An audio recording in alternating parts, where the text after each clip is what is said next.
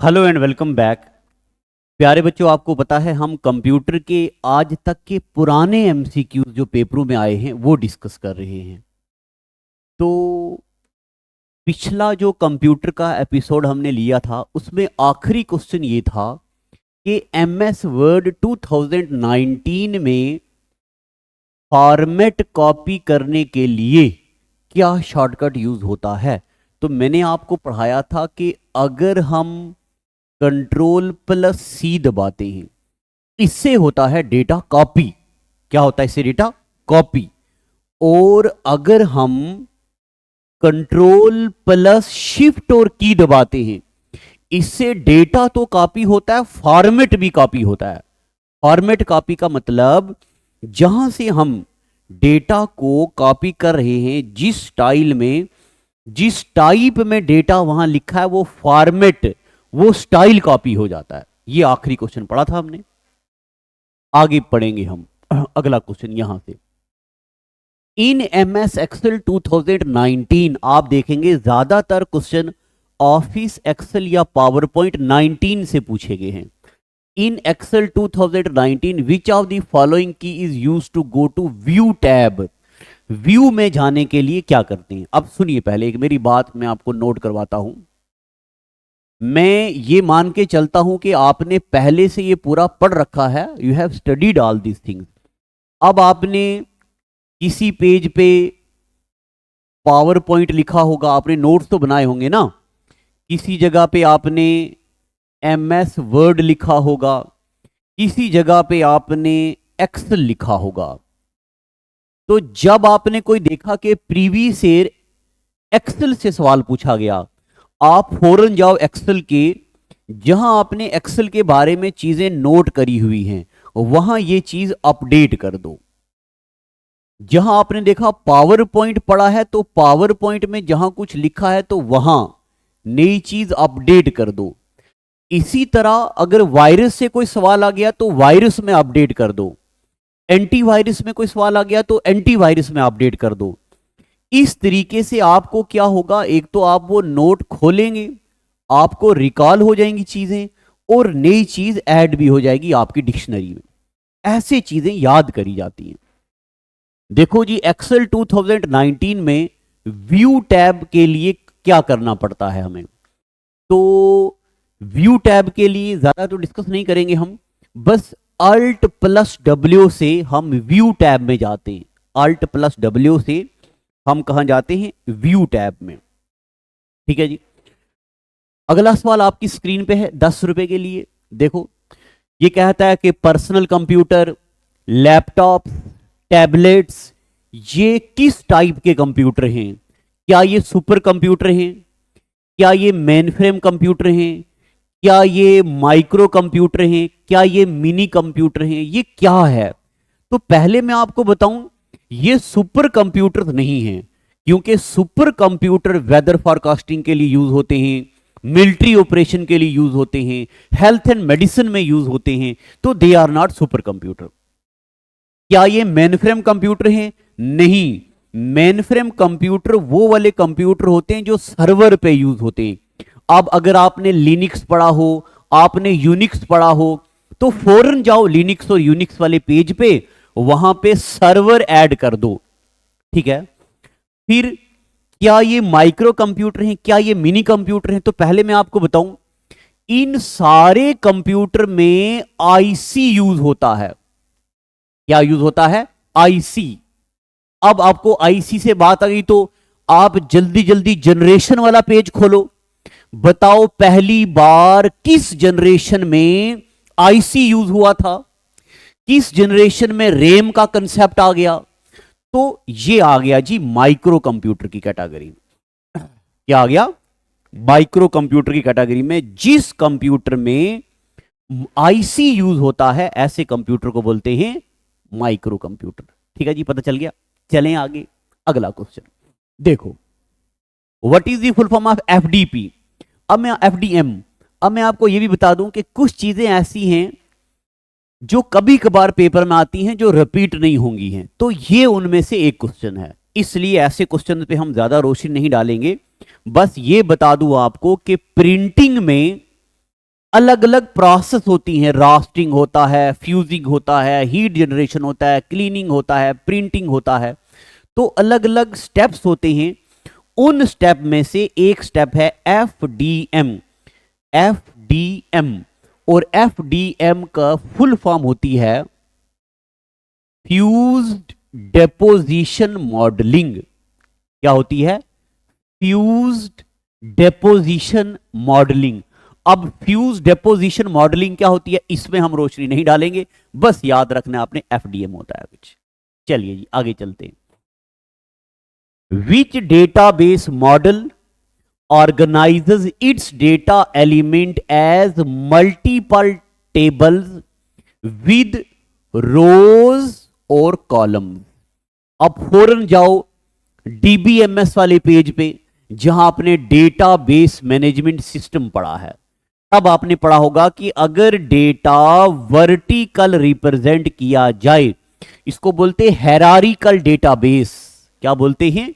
Hierarchical database में रोज और column नहीं होते। रिलेशनल डेटाबेस थोड़ा आते हैं आगे, नेटवर्क नहीं आएगा, हैरारिकल नहीं आएगा। ऑब्जेक्ट ओरिएंटेड, अगर आपने लैंग्वेजेस पढ़ी हैं, याद करो जरा, machine language, high level language, assembly language, scripting language, procedure language, non procedure language, object oriented programming language और स्ट्रक्चरल क्यूरी लैंग्वेज, आपने लैंग्वेजेस पढ़ी हैं। वहां आपने पढ़ा होगा ऑब्जेक्ट ओरिएंटेड तो लैंग्वेज होती है। ऐसा डीबीएमएस जिसमें डेटा को रोज और कॉलम में रिप्रेजेंट किया जाए, इसको बोलते रिलेशनल डेटाबेस। क्या बोलते हैं? Relational database. डेटाबेस का हल्का सा मैं रिवीजन करवा दूं आपको। डेटाबेस, डेटा को मैनेज करने वाले सॉफ्टवेयर। अगर छोटा डेटा होगा, स्मॉल डेटा होगा, तो क्या यूज होता है? MS access. लार्ज डेटा होगा तो क्या यूज होता है? Database management system. Database management system की लैंग्वेजेस आपने याद करनी है। ठीक है जी, चलते हैं आगे। अगला क्वेश्चन आपकी स्क्रीन पे, what is the full form of FSK in context of data modulation technique? यह भी ऐसे सवालों में से एक है जो रिपीट नहीं होता है, क्योंकि डेटा मॉड्यूलेशन ये इंफॉर्मेशन टेक्नोलॉजी का क्वेश्चन है, ये जरा कम आता है हमारे एग्जाम में, बट हम सिर्फ यहां पे इसका आंसर करेंगे। फ्रीक्वेंसी साइन की नहीं, फ्रीक्वेंसी शिफ्ट की तो हो सकता है, फ्रीक्वेंसी शेप की कुछ नहीं होता, फ्रीक्वेंसी सिग्नल की नहीं, तो फ्रीक्वेंसी शिफ्ट की का मतलब होता है एफएसके। इसमें पता क्या होता है? एक सिग्नल की फ्रीक्वेंसी को दूसरे सिग्नल की फ्रीक्वेंसी के मुताबिक चेंज किया जाता है। अगर आपने मॉड्यूलेशन पढ़ा हो तो मॉड्यूलेशन में आपने पढ़ा होगा फ्रीक्वेंसी मॉड्यूलेशन, वेवलेंथ मॉड्यूलेशन, है ना, ये सब हैं। तो एफएसके का मतलब होता है फ्रीक्वेंसी शिफ्ट की। अगला सवाल, which software are used to clean and optimize Windows registry, deleting the old registry key and no longer it is used। अब मैं आपको बताता हूं। देखो, मान लो आपने गूगल ओपन किया, गूगल में आपने कुछ सर्च किया, ठीक है, मान लो आपने गूगल में सर्च किया जॉब्स, तो आपको नीचे जॉब्स के रिलेटेड जॉब्स अड्डा, फलाना अड्डा, डिमका, ये सब चीजें आएंगी। तो इनको बोलते हैं कि गूगल ने आपकी कुछ रिकॉर्ड, कुछ सर्च सेव कर लिया है। अब वो पता कहां सेव होता है? रजिस्ट्री में। कहां सेव होता है? रजिस्ट्री में। तो ये कहता है क्लीन कैसे करेंगे? क्या कोई स्पेस क्लीनर है? नहीं। रजिस्ट्री क्लीनर पे आते हैं। डिस्क क्लीनर का तो गूगल से कोई लिंक नहीं है, विंडोज क्लीनर का नहीं। तो जब वो रिकॉर्ड रजिस्ट्री में सेव होगा तो रजिस्ट्री क्लीनर ही तो उसको क्लीन करेगा, क्या नहीं बेटा? जब हम कुछ भी चीजें सर्च करते हैं तो वो रिकॉर्ड सेव रहता है। अब उसको क्लीन कैसे किया जाता है? एक प्रोग्राम आता है, इसको बोलते हैं रजिस्ट्री क्लीनर। तो registry cleaner is used to clean all these optimised data. ठीक है, पता चल गया।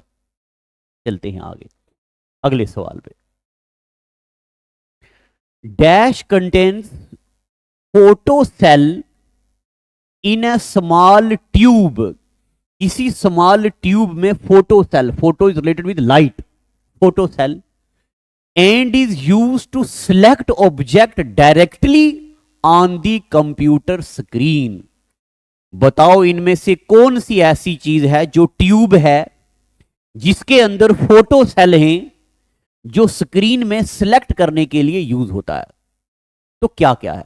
Option number 1 touch screen, option number 2 light pen, option number 3 joystick, option number 4 mouse. तो देखो माउस तो ना कोई ट्यूब होती है ना इसके अंदर कोई फोटो सेल होते हैं, जॉयस्टिक ना तो ट्यूब होती है ना इसके अंदर फोटो सेल होते हैं। तो लाइट पेन एक ऐसी डिवाइस है, लाइट पेन, जिससे हम लाइट की मदद से, फोटोज की मदद से चीजों को सिलेक्ट करते हैं। तो आंसर क्या आ गया जी? Light pen. पता चल गया आपको? अब आपने क्या करना है कि मेरे आंसर बताने से पहले आपने खुद दिमाग में एनालाइज करना, या नीचे कमेंट कर दो, फिर उसके बाद जब मैं आंसर बोलूंगा तो अपने आंसर के साथ मैच कर लो। जब आप ऐसा करेंगे तो आपको चीजें याद हो जाएंगी। मकसद सिर्फ सुनना या लिखना नहीं है, मकसद है याद करना, तो याद होना चाहिए। अगला क्वेश्चन आपकी स्क्रीन पे 10 रुपए के लिए। इन MS एक्सेल 2019, फिर से देखो एक्सेल 19 से सवाल आ गया। अब जल्दी जल्दी जाओ एक्सेल के पेज पे, जहां आपने एक्सेल लिखा है वहां इसको ऐड कर दो। डी मैक्स इज, बताओ जी डी मैक्स क्या है? तो एक्सेल 2019 में डी मैक्स का मतलब है एक फंक्शन है, इसको बोलते हैं डेटाबेस फंक्शन। क्या है ये डी मैक्स जो है, बस ये डेटाबेस एक फंक्शन है बस, बाकी इसमें ज्यादा रोशनी नहीं डालेंगे। विच ऑफ द फॉलोइंग रिप्रेजेंट्स है वैलिड ईमेल? ये बड़ा इजी सवाल है, ये आप में से हर बच्चे को आता भी है। बताओ इनमें से कौन सा वैलिड ईमेल है? चलिए देखते हैं। तो ईमेल में देखो 2 बार @ आ गया तो ये नहीं होगा, बीच में डॉट आ गया तो नहीं होगा, बीच में डॉट आ गया तो नहीं होगा, यूजर का नाम @gmail.com, दिस इज एग्जैक्ट। जैसे मैं यहां पे ठीक है, which are the following represents है वैलिड ईमेल। बताओ इनमें से कौन सा वैलिड ईमेल है? तो ईमेल के बीच डॉट नहीं होता, डॉट नहीं होता, बीच @ नहीं होता, @ यहां पे होता है, तो सबसे पहले यूजर का नाम और ये .com हो गया है ना, ये तो आपको आता ही है। आगे चलते हैं अगला सवाल। विच of the following is antivirus? 2-3 बार ऐसा सवाल आ गया। देखो टैली का एंटीवायरस है? नहीं। फोटोशॉप को एंटीवायरस है? नहीं, ये तो सॉफ्टवेयर है। और ईथर केबल, क्या ये एंटीवायरस है? नहीं, ये तो केबल है। नहीं। अब क्या बच गया आगे? नॉर्टन, तो मैंने आपको पढ़ाया था, Norton, Avira, Avast, eScan, Kaspersky, K7, these all are example of antivirus. तो आंसर क्या आएगा जी? नॉर्टन। पता चल गया आपको? आगे चलते हैं। अगला सवाल आपकी स्क्रीन पे, अगला सवाल आपकी स्क्रीन पे देखो, dash is a non impact printer which uses a laser beam to produce an image on negatively charge cylindrical drum. बताओ इनमें से कौन सा इंपैक्ट प्रिंटर है? ये इंपैक्ट प्रिंटर की बात पूछ रहा है, तो पहले मैं आपके सामने ऑप्शन भी लाता हूं। देखो अब क्वेश्चन को फिर से पढ़ेंगे। Dash is a non impact printer which uses laser beam, जिसके अंदर लेजर बीम है। अगर ये नॉन इंपैक्ट प्रिंटर पूछ रहा है तो चेन प्रिंटर तो इंपैक्ट है, हट जाएगा। ड्रम प्रिंटर भी इंपैक्ट प्रिंटर है तो हट जाएगा। बच गया इंक जेट और लेजर।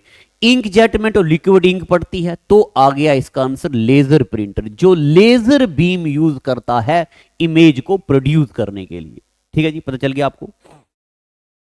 तो आज का एपिसोड इतना ही रखेंगे हम, बस इस सीरीज को सिर्फ सुनते जाओ। इसके अलावा मैं J&K, GK, हिस्ट्री, ढेर सारी सीरीज लाऊंगा, तो अगले एपिसोड में इसके आगे पढ़ेंगे। आज का एपिसोड इतना ही। Thank you and God bless you.